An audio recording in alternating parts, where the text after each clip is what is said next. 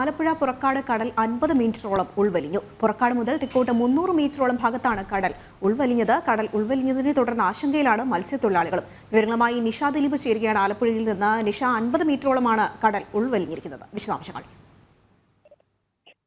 ആതിര, ഇന്നലെ കടലിൽ കൂടുതലായിരുന്നു എന്ന മത്സ്യത്തൊഴിലാളികളും ഇവിടുത്തെ നാട്ടുകാരും പറയുന്നുണ്ട്. അതിനുശേഷം ഇന്ന് രാവിലെയാണ് പുറക്കാട് മുതൽ തെക്കോട്ട് 300 മീറ്ററോളം ഭാഗത്ത്, അതായത് അമ്പലപ്പുഴയ്ക്ക് സമീപമാണ് പുറക്കാട്, അവിടെ നിന്നും 300 മീറ്ററോളം ദൂരം കടൽ ഉൾവലിഞ്ഞിട്ടുണ്ട്. അതായത് 50 മീറ്ററോളം കടൽ ഉൾവലിഞ്ഞതായാണ് ഇന്നിപ്പോൾ അവിടുത്തെ നാട്ടുകാർ അറിയിച്ചത്. അതിന്റെ ദൃശ്യങ്ങളും നമുക്ക് കാണാം.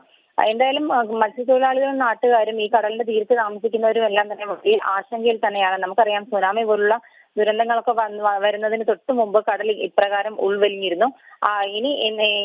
ഇനിയും ഇത് ഉൾവലിയുന്നുണ്ടോ എന്ന് എന്തായാലും മത്സ്യത്തൊഴിലാളികൾ അടക്കമുള്ള ആളുകൾ നിരീക്ഷിക്കുകയാണ്. പോലീസ് അടക്കമുള്ള ആളുകൾ, പോലീസും കോസ്റ്റ് ഗാർഡും അടക്കമുള്ള ആളുകൾ ഇവിടെ എത്തിയിട്ടുണ്ട്. എന്തായാലും കടലിലേക്ക് കൂടുതൽ ആളുകൾ ഇറങ്ങാതിരിക്കാനൊക്കെ നിയന്ത്രണങ്ങൾ ഏർപ്പെടുത്തിയിട്ടുണ്ട്. വലിയ ആശങ്കയിൽ തന്നെയാണ് ഈ ഭാഗത്തുള്ള മത്സ്യത്തൊഴിലാളികൾ. ആതിര. ശരി, നിഷ ദിലീപാണ് ആലപ്പുഴയിൽ നിന്നും വിശദാംശങ്ങൾ നൽകിയത്.